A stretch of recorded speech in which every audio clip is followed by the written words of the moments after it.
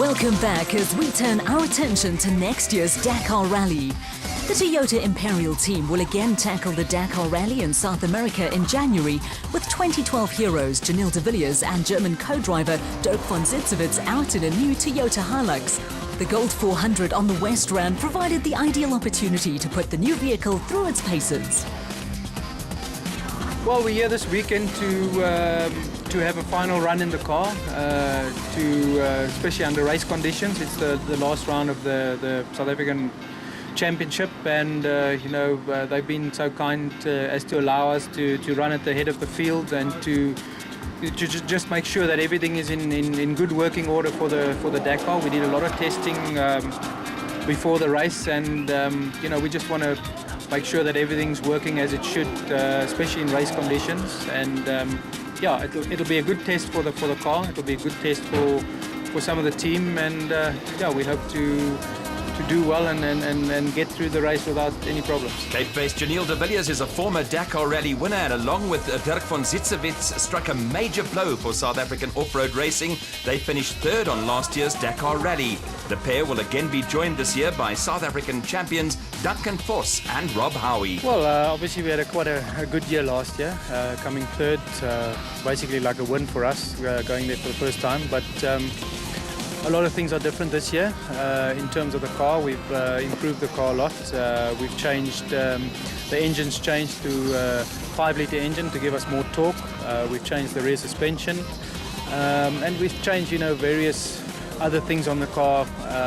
Other one being mainly the center of gravity, which is a lot lower down and helps us in the corners and stuff. So all in all, the first impressions of the car is very good, and it's definitely improvement on last year's car. So we'll have to see when we get there to the first couple of stages, if it's good enough and how we're going to fare against the competition.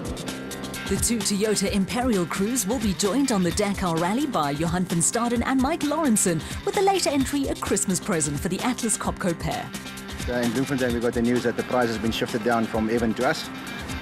Within a week we managed to get our sponsors back on board. We managed to talk to some service providers. We wanted to buy a car, but it wasn't enough time, so we rented a car from Pro Dakar, proudly Netherlands. So we're 3 teams in a car. It's a team from France, a team from the Netherlands themselves, and our South African team joining them on the Pro Dakar team.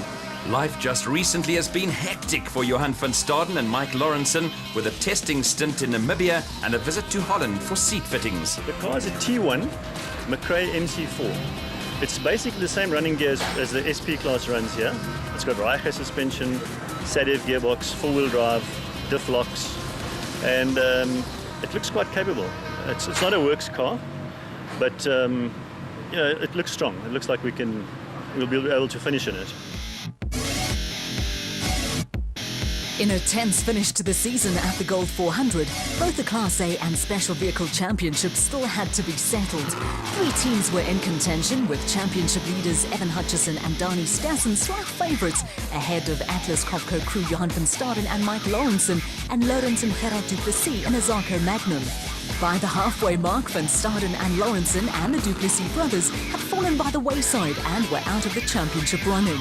Hutchison and Stassen were followed home by the husband and wife pair of Marius and Jolinde Fourie, who were on the podium for the second time this year in the PHB batch. The drive of the day came from Mark Corbett and Rudy Balzer in the Century Racing CR4. From the back of the grid after problems on the Donaldson Prologue, the pair skied their way through the field to snatch a podium finish in Class A. 4th and 5th went to the pairing of KwaZulu-Natal entries Clint Gibson and Gary Campbell, putting together another workmanlike performance in the Gibson Racing Porter.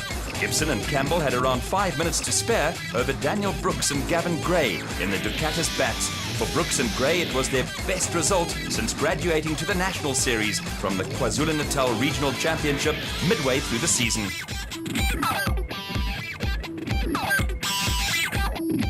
There was another workmanlike performance from brothers Daniel and Lozili, with the pair in the points for the 4th race in a row in the Orange Works Porter. They were followed home by Botswana-based driver Mogre Mabili and Zelda Nimont in a Zarco Light, and the du Plessis brothers, who were hampered by a litany of problems that dropped them down to 8th place and out of title contention. In In the end, motor-ride bat crew of Evan Hutchinson and Darnie Stassen cruised to a comfortable win, with the pair bagging both the special vehicle and Class A championships. Yeah, long season, a lot of up and downs, but I think it was the best way to end the season with a win and the championship as well, so very, very happy. The final Class A championship positions with Evan Hutchison and Darnie Stassen comfortable winners.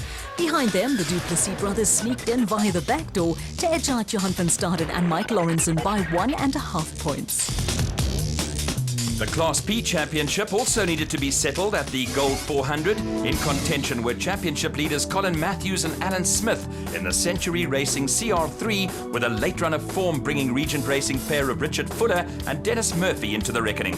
Yeah, I mean, it's all built up to this. You know, it's if you look at the beginning of the season, we actually weren't in the series at the beginning of the season. It was only after Mr. Terence Marsh gave us a call from Regent that he said, can we come on board and help out for a bit? And very grateful to the Regent team for inviting us in, and we've managed to put ourselves in a position to fight for the championship this year. So yeah, 12 points in it. We need to win, and unfortunately Colin has to go a little bit further down the field for us to win it, but we're going to give it our all. None of the other Class P teams have been able to match Colin Matthews and Alan Smith for pace, and the Century Racing crew produced a copybook display to finish third overall and wrap up the Class P title. Richard Fuller and Dennis Murphy continued a good run of form to finish a solid second in the Regent Racing bat, but were locked out of the championship reckoning.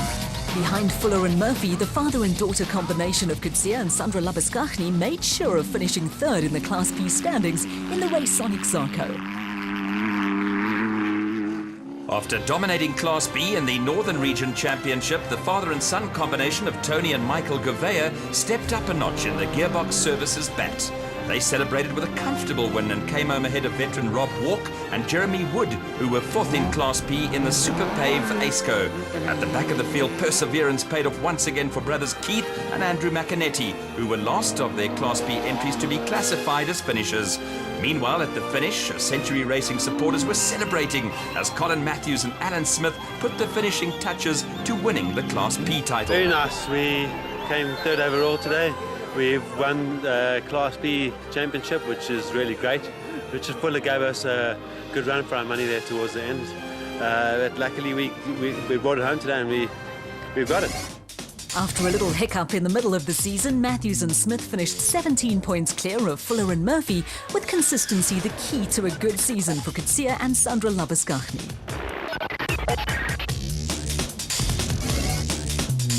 Motorsport sponsorship is a marketing tool that provides companies and organizations with an opportunity to develop brand awareness, and there is an old adage that says, what wins on Saturday and Sunday sells on Monday. Donaldson Filtration Systems have been a valuable partner in the ABSA Off-Road Championship and recently held a corporate day at the Girotech test facility near Pretoria. These corporate days are invaluable. They give us an opportunity to expose some of our customers to this kind of an atmosphere, help them to understand that our business, it goes outside of just the commercial environment, and it's a fun way of really showing our customers what we're capable of and the kind of relationship we have with our customers. Top factory and privateer teams competing in the production vehicle and special vehicle categories in the ABSA Off-Road Championship made available drivers and cars for the Donaldson Corporate Day. A short spin on a specially laid out route within the Girotech facility gave Donaldson customers and clients a taste of what it's like to travel at high speed in off-road vehicles. Any form of motor racing is not for the faint of heart, but for Donaldson customers and clients, a short spin around Girotech is a truly exhilarating experience. Tell me about it. Oh, it was great. First time, enjoyed it. Awesome. Wow. I could use other words, but wow. And perhaps hiding among Donaldson customers is a budding off-road champion. An event that is dear to the hearts of the ABSA Off-Road fraternity has been running for more than 25 years. The annual Sunfield Christmas Party at the Tarleton International Raceway on the West Rand raises funds for the Logwood Village for children who are suffering from Down syndrome. The days run in conjunction with the Rotary Merlins Club of Roodepoort, with the Harley Davidson Club, and for children, it's the highlight of the year. Well, look, that's something which I think is in its 26th year. It's something that was started by off-roaders many years ago, We've always played as a guardian to Logwood Village, which is for intellectually handicapped children. And we have a Christmas party. We have some fundraising, but I think most importantly, these children just look forward the whole year to having a ride in our racing cars, and that'll be taking place in the next 2 weeks. Anyone's welcome to come and join us. It's Tarleton on the 9th of December, Sunday the 9th. It's a lovely occasion, and it's just a small way of us giving back for having had the pleasure of racing and doing so many nice things.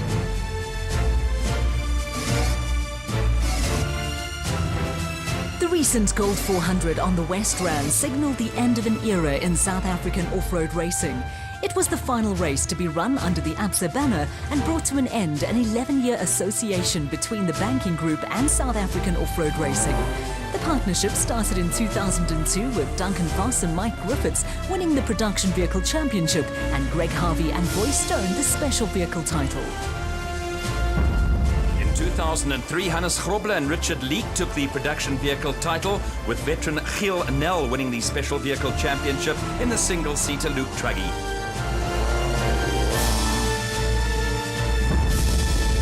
Nissan won the Production Vehicle title for the third year in a row in 2004 via a second successive championship-winning effort from Hannes Grobler and Richard Leek. Botswana driver Atang Magegeneni teamed up with Butz Cowlin to win the Special Vehicle title. Off-road motorcycle legend Alfie Cox turned to four wheels to win the Production Vehicle Championship with Ralph Pitchford in 2005, whilst brothers-in-law Terence Marsh and Mike Whitehouse teamed up to win the Special Vehicle title. Nissan continued on their merry way in 2006 with Hannes Grobler and Francois Jourdan taking the Production Vehicle laurels, while Alfie Cox made history by winning the Special Vehicle Championship with Henny Terstegen. In 2007, Duncan Voss and Francois Jourdan took the Production Vehicle driver and co-driver titles for Nissan, who made it 6 championships in a row. On the Special Vehicle, there was success for Evan Hutchinson and Achim Bergman, who gave Motorride back-to-back titles.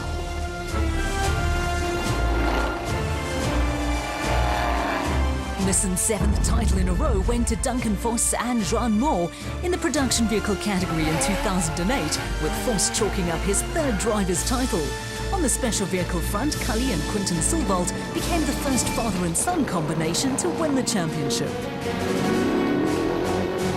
Nissan and Duncan Voss were at it again in the 2009 Production Vehicle Championship.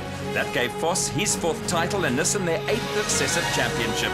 There was also more successful Motorride Revo pair of Evan Hutchinson and Achim Bergman on the Special Vehicle front. Nissan's strain of 8 successive championship wins was broken in 2010 by privateers Chris Visser and Jaapie Badenhorst, who did the trick in a Toyota Hilux. In the Special Vehicle Championship, Cully and Quinton Silvald were back in business, this time in the elegant fuel bat. In 2011, it was a case of keeping it in the family. Jannie Visser and Joks Leroux took over from Chris Visser and Jaapie Badenhorst in the Production Vehicle category, and Herman and Wichard Silvald succeeded Cully and Quinton Silvald amongst the specials. The 2012 Production Vehicle Championship saw the factory Castrol Toyota team break a title drought of nearly a decade, with Duncan Voss scoring a 5th driver's title and Rob Halby the co-driver champion. Evan Hutchison took his 3rd Special Vehicle title for Motorride Racing with a maiden success for Dani Stassen. South African off-road racing enjoys a high profile internationally, and much of this success can be laid at ABSA's door. The off-road fraternity salutes ABSA and says farewell to a legend.